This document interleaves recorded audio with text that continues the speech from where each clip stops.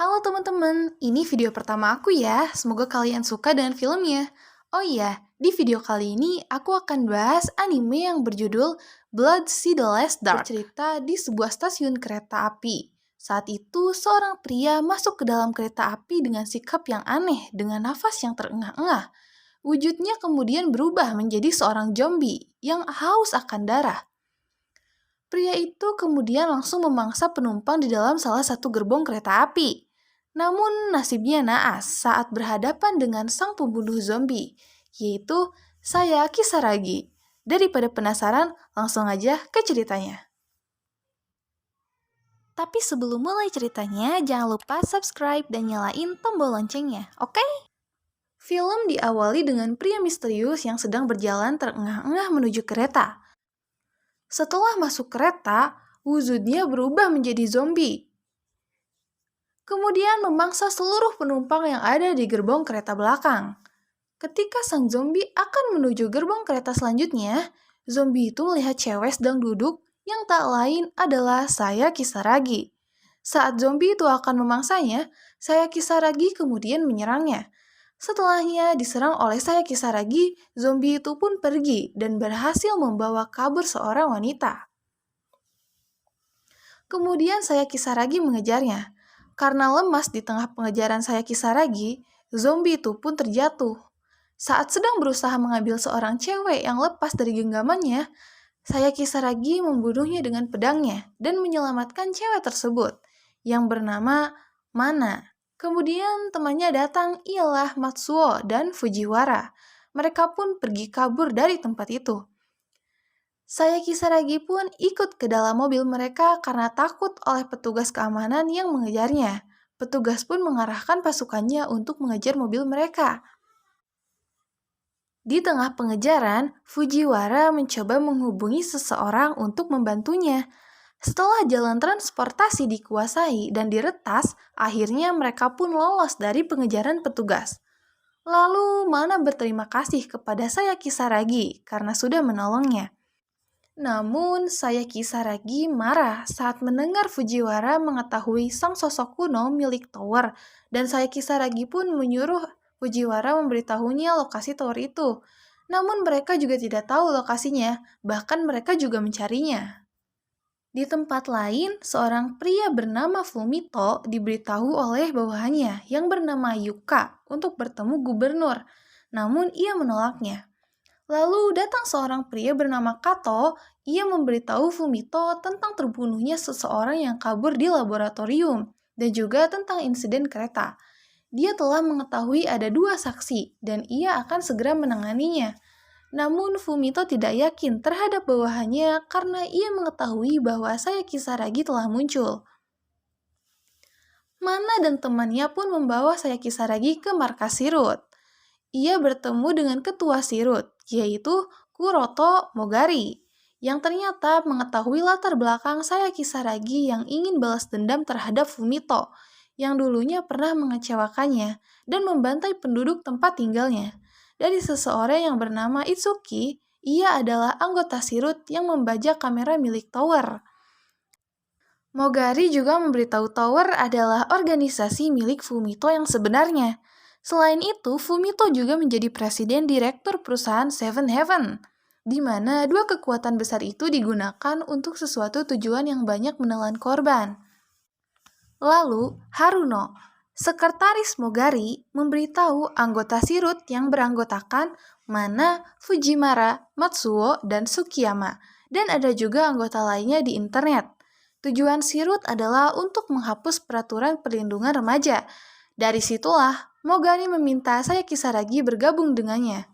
Kemudian Mana mengantarkan saya Kisaragi ke tempat kamar tamu dan menyuruhnya jika ada perlu apa-apa, saya Kisaragi bisa memanggilnya karena kamar mereka sangat dekat.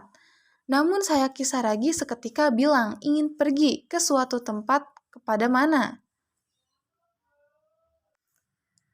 Keesokan harinya, Mana mengikuti saya Kisaragi keluar. Ia menyarankan agar tidak usah mengikutinya. Namun dengan alasan kuat manapun diizinkan untuk ikut bersamanya. Mereka pun pergi ke sebuah toko serba ada, yang dimana pemilik toko itu teman lama saya Kisaragi. Lalu saya Kisaragi bilang, bahwa ia membutuhkan pedang yang kuat. Ia pun memperlihatkan koleksi pedangnya di sebuah ruangan. Setelah mendapatkan pedang yang ia inginkan, temannya itu nyuruh bayarnya nanti aja kalau kesini lagi. Saya Kisaragi dan Mana langsung pergi dari toko itu. Saat di tengah kota, mereka melihat petugas sedang bersiaga. Kemudian Mana memberitahu anggotanya tentang nanti jam 9, remaja di bawah umur dilarang keluar tanpa izin. Setelah itu tak lama petugas datang menyuruh mereka memperlihatkan identitasnya. Dengan wajah diam, saya Kisaragi menyerang petugas itu dan berhasil melumpuhkannya. Kemudian saya Kisaragi dan Mana pergi melarikan diri. Sesampainya di rumah, Mana menceritakan hal tadi kepada anggotanya. Beda dengan saya Kisaragi, ia sedang makan malam dengan Mogari dan mendiskusikan bahwa saya Kisaragi sedang diincar oleh Seven Heaven. Ia menyuruh saya Kisaragi agar lebih hati-hati dengan Fumito. Namun, saya Kisaragi tidak mau mendengarkan perkataan Mogari. Saya Kisaragi lalu bertanya kepada Mogari tentang perihal Fumito dan dirinya.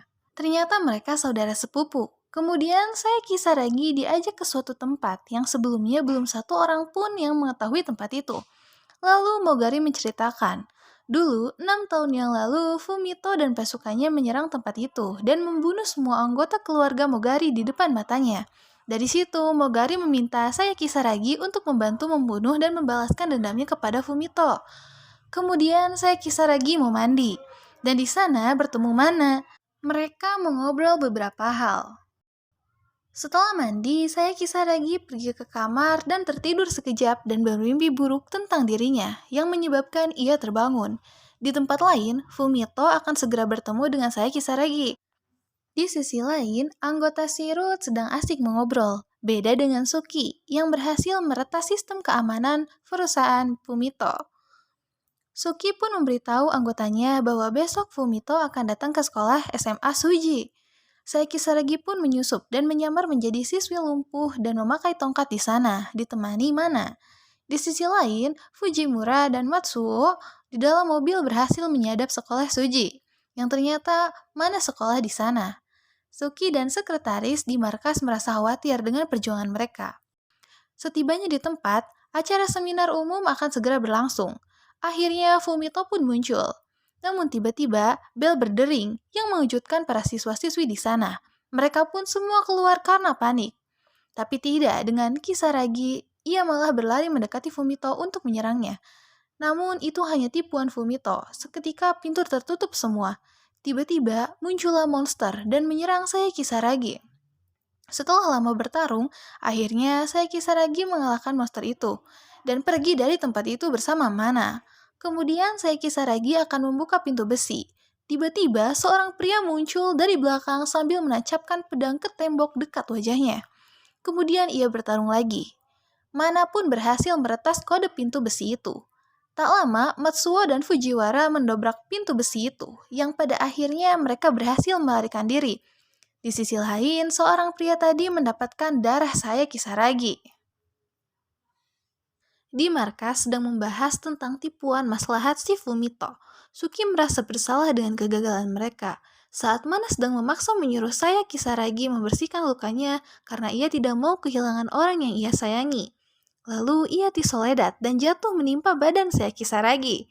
Ia pun sangat mengkhawatirkan saya Kisaragi. Kemudian ia melihat luka saya Kisaragi membaik dengan sendirinya. Ia kemudian menceritakan tentang masa lalu ibunya yang meninggal sejak ia lahir. Ia tinggal bersama ayahnya yang bekerja menjadi wartawan dan berjuang demi menghidupi dia. Kemudian setahun lalu ayahnya pergi ke Seven Heaven untuk melakukan wawancara dan Mana ikut andil membantu pekerjaan ayahnya. Lalu ayahnya menemui Fumito, namun sampai sekarang ia tidak kembali dan ia bergabung menjadi anggota Shirut. Keesokan paginya, Mana dan saya Kisaragi pergi menemui anggota Shirut ke markas. Suki pun meminta maaf atas kecerobohannya, dan Matsuo berterima kasih kepada saya Kisaragi karena ia telah menjaga Mana. Lalu kemudian mereka berdiskusi dan membuat rencana akan meretas dan melacak tempat Seven Heaven. Kemudian Mogari bertanya kepada saya Kisaragi apakah kau sudah menemukannya? Namun ia merenung dan melihat baju hitamnya. Tak lama, saya Kisaragi pun pergi menemui Mana yang sedang bekerja. Lalu tak lama, Mana berhasil menemukan markas Seven Heaven. yang berada di pesisir seluk Tokyo.